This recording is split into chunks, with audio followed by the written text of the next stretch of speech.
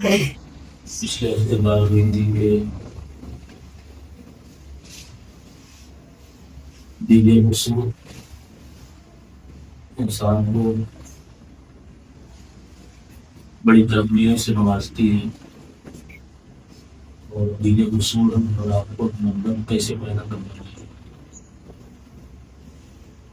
ہم اپنے آپ کو کوتا سمجھیں، اپنی طرف سے یہ ہمارے دل و دماغ میں بات بیٹھ جائے کہ اللہ تعالیٰ کی نعمتوں کے مقابل ہم سے کوئی خاص عمل نہیں ہو پا رہا ہے، اور نہ ہی ہم اس کی نعمتوں کا صحیح شکر ادا کر پا رہے ہیں۔ اسی کے تحت حقائق ممکنات کا تذکرہ ہے، تفصیل سے ہم نے آپ کو سمجھایا۔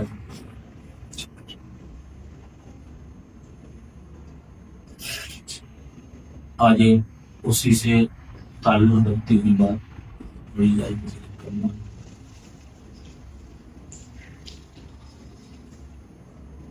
وہ جو ہم نے پچھلے ہفتے سے کیا، وہ دراصل تصوف کی بڑی دقیق بحث ہے۔ حقائق کی بحث بڑی دقیق اور باریک بحث، کٹھن بحث مانی جاتی ہے۔ اس سے تعلق رکھتی ہوئی بات تھی، بہت سارے لوگوں کو سکتا وہ بات اچھی طرح سے سمجھ نہ آیا۔ اب ہمیں کچھ اور ذریعے اور طریقے بتانا چاہیے کہ جس سے ہمارے اور آپ کے غلط دین اصول پیدا ہو اور ہم اپنی کوتاہی کا دل سے اعتراف کریں۔ ایک تو ہوتا ہے زبان سے کہنا خالی، اور ایک ہوتا ہے کہ دل و دماغ میں ہماری یہ بات بیٹھ جائے کہ ہم بڑے ناکارہ ہیں، بڑے کوتا ہیں، بڑی کمیاں ہمارے اندر ہیں، اور اللہ تعالیٰ کی نعمتوں کے مقابلے سے کچھ نہیں ہو پا رہا۔ یہ بات جب دل و دماغ میں بیٹھ جائے انسان کے اچھی طرح، تو پھر آپ سمجھ سکتے ہیں کہ اس کی کیفیت کیا ہو۔ اور یہ بیٹھنا بہت ضروری اس لیے بھی ہے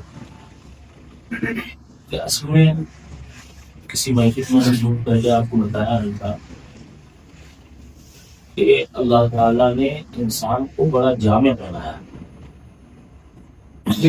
تمام مخلوقات میں یہ جامعیت جو انسان کے اندر پائی جاتی ہے کسی مخلوق کے اندر نہیں، اور یہی وجہ ہے کہ انسان اشرف المخلوقات کہلاتا ہے۔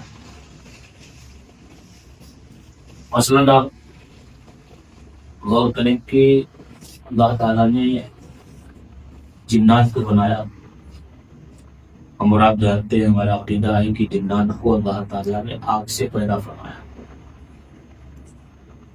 ان میں اکثر کے اندر شرارت ہے،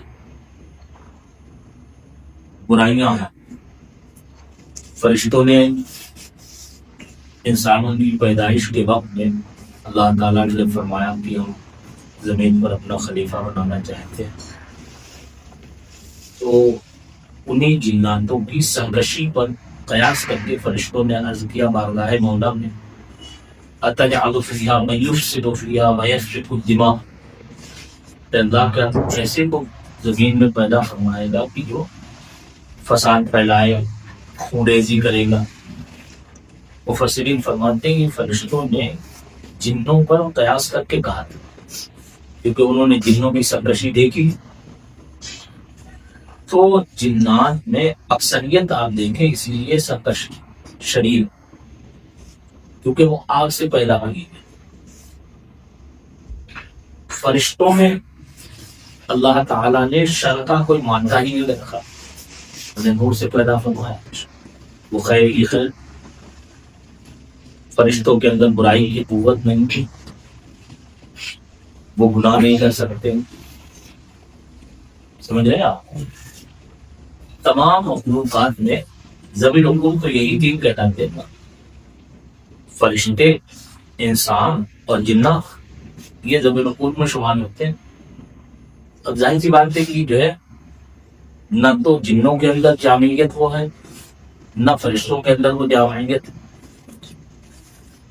لیکن انسان کو اللہ تعالیٰ نے اس جامعیت میں پیدا فرمایا کہ اس کے اندر خیر اور شر دونوں کے مادے رکھے۔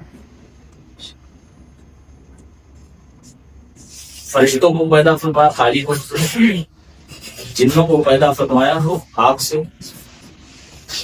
لیکن ہم آپ اپنا تو اچھی طرح سے جانتے ہیں کہ انسان کو اللہ تعالیٰ نے پیدا فرمایا تو عناصر اربع، عناصر اربع، آگ، ہوا، پانی، مٹی، چاروں چیزیں انسان کی تخلیق میں ہے، اس کے ڈھانچے میں ہے۔ مادہ خاک غالب ہے، سمجھ رہے ہیں؟ مادہ خاک غالب ہے، اس لیے کہہ دیا جاتا ہے کہ انسان خاکی ہے، لیکن اس کا یہ مطلب نہیں کہ خالی مٹی سے پیدا ہوا، بلکہ انسان کو اللہ تعالیٰ نے آگ، ہوا، پانی، مٹی، چاروں چیزوں سے پیدا فرمایا، ساتھ میں نفس بھی اس کے اندر بنتا، جس کے بارے میں آپ متعدد مرتبہ سن چکے ہیں کہ نفس کیا ہے؟ مجمع الشر، برائیوں کی آماجگاہ۔ نفس کی حقیقت ہی کیا ہے، اصلی کیا ہے؟ شر، برائی۔